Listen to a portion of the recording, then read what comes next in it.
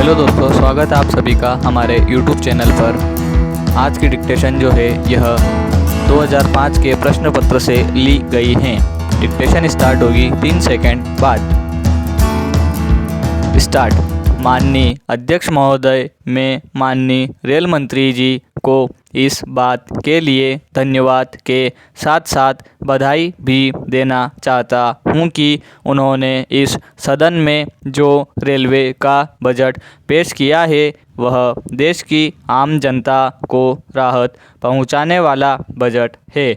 माननीय रेल मंत्री जी ने यह जो बजट प्रस्तुत किया है उसका पूरे देश में स्वागत किया जा रहा है।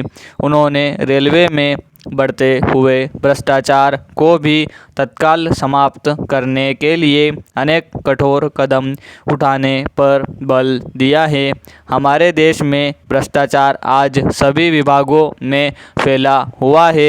यदि ये कदम रेलवे विभाग द्वारा गंभीरतापूर्वक उठाए जाते हैं तो इसमें भ्रष्टाचार पर अंकुश तो लगेगा ही, साथ ही निश्चित रूप से रेलवे का विकास भी होगा और उसकी आय भी बढ़ेगी। रेल मंत्री जी ने इस बजट में इस तरह की व्यवस्था की है कि आम जनता पर इसका बोझ कम से कम पड़े। अध्यक्ष महोदय, मैं आपका बहुत ही आभारी हूँ कि आपने मुझे इस विषय पर सदन में बोलने का अवसर दिया है। मैं आपसे यह अनुरोध करना चाहता हूँ कि मुझे अपनी बात रखने के लिए जो समय दिया गया है वह बहुत ही कम है। मुझे कुछ अधिक समय दिया जाए ताकि मैं कुछ बातों को विस्तार से आपके समक्ष प्रस्तुत कर सकूं। कुछ समय पहले जब माननीय रेल मंत्री जी को रेलवे मंत्रालय का कार्यभार सौंपा गया था तो उस समय स्थिति बहुत अच्छी नहीं थी। पिछली सरकार ने मंत्रालय की व्यवस्था को काफ़ी ढीला कर दिया था। इन सब के बावजूद भी रेल मंत्री जी ने मंत्रालय की व्यवस्था में काफ़ी सुधार कर दिया है। इसके लिए वे बधाई के पात्र हैं।